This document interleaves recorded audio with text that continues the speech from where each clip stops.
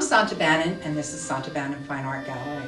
We're standing here in the gallery where we have the exhibition of Norman Rubington. I represent his estate and the estate of Akbar del Piombo, which is Norman Rubington's alter ego. Norman Rubington was a painter, sculptor, printmaker, animator, illustrator, and author. Hello, I'm Eileen Wood, and I enjoy collecting art. And Norman Rubington was quite well respected and highly regarded and prominent, I'd say back in the 40s, 50s, 60s, into the 70s. And what I discovered about the artist was that he was educated in art. I believe he was taught at Yale, and he was given a Guggenheim grant, and he worked with a circle of artists in France. He was an expatriate for a number of years, painting in Paris. And he just seemed to have a fascinating life and highly regarded.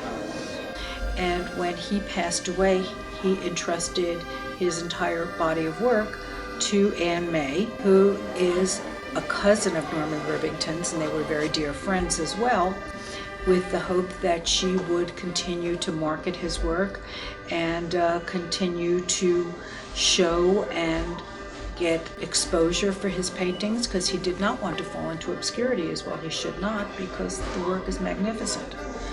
I have here a letter that I wrote that a very dear friend of mine saved all these years, and it was my first visit to Paris when I met Norman for the very first time. We've seen my cousin Norman and his wife and child. Norman looks like a typical artist from the Latin Quarter, emaciated, beard, gaunt, and sensitive features. His hands cannot go unnoticed. They're almost sacred, if you know what I mean. His work is very well known here, and practically everyone on the street knows of him.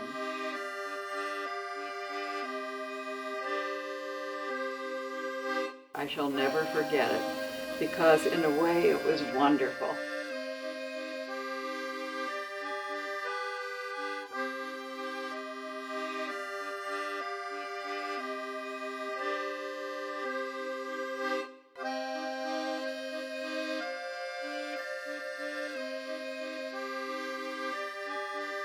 This was an artist who certainly deserved to live on in the public eye, and was highly regarded and respected, and it was time for a resurrection.